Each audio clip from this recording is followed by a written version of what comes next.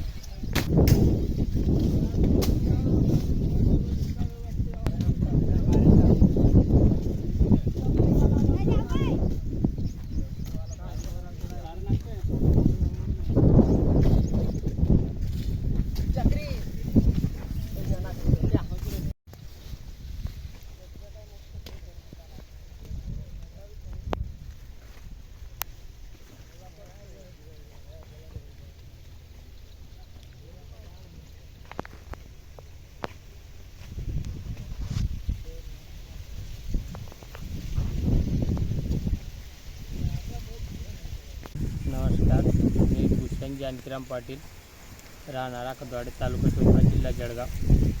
मी 25 एप्रिलला लागवड केलेली होती चक्री. त्यामध्ये आंतरपीक म्हणून मक्का पण लागवड केलेली आहे. पण चक्री लागवड केली त्यावेळेस असं वाटायचं की 10-15 रुपये भाव कमीत कमी मिळतील बा. पण आता सध्याच्या परिस्थितीत ते भाव नाही मिळत आहे. शेतकऱ्याचं नुकसान होत आहे. कमीत कमी 5 रुपये 6 रुपये दराने चक्री तोडली जाते. त्यामध्ये अजून शेतकऱ्यांना मजुरी द्यावी लागते. त्या असा भाव असल्यामुळे शेतकऱ्याला काही परवडणार नाही चक्री. मक्का आहे, आता मक्का बघू काय म्हणतो. मक्का पण म्हणजे अशा पद्धतीने शेतीचं हे नियोजन आहे. याला आणि ते उन्हाळा थोडा लेट झाला त्यामुळे माल बी थोडासा उशिरा लागला. त्याला पावसाळा लवकरमुळे थोडासा हे फरक पडला असता.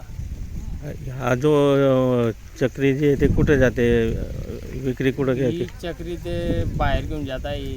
MP किंवा राजस्थानकडे जाते वाटतं. तिकडे जास्त मागणी असते. हा, तिकडे मागणी असते. MP कडे जास्त असते असं अच्छा. त्यांचं म्हणणं पडतं व्यापाऱ्यांच्या. आपल्याला तेवढं माहीत नाही ते. हां, म्हणजे आपण जे चक्रीचा जो भाव आहे तो परवडत नाही.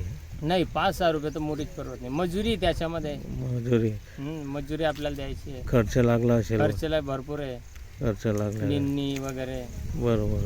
पण ते आपण टरबूजच्या प्लॉटवर घेतलंय म्हणून आपल्याला ते बेड वगैरे ते काही तो खर्च लागला नाही. लागला नाही.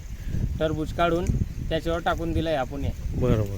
मका आणि चक्री. चक्री जर याचं ते चक्री आपल्याला फक्त निंदणी वगैरे आणि वॉटर सोल्युबर वगैरे बस एवढा खर्च आलेला आहे. आलेला आहे. पण या भाव मजुरी चालली जाते ना, हम्म. त्याच्यामधून मजुरी जाते, कट्टी जाते.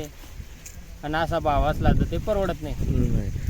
म्हणजे जर याचा तर जर आपल्याला ना पाणी मिळालं तर मक्यामध्ये मिळू शकतो. मक्यामध्ये आता बघू.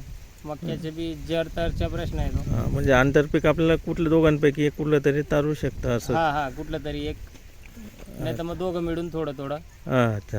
येऊ शकतं. किती आहे पूर्ण हे क्षेत्र? 4 बिघा क्षेत्र आहे पूर्ण. पूर्ण चक्री आणि हा. मका टाकलेला 10 फुटावर चक्री आहे, आहे. 10 फुटावर मक्का आहे. हां.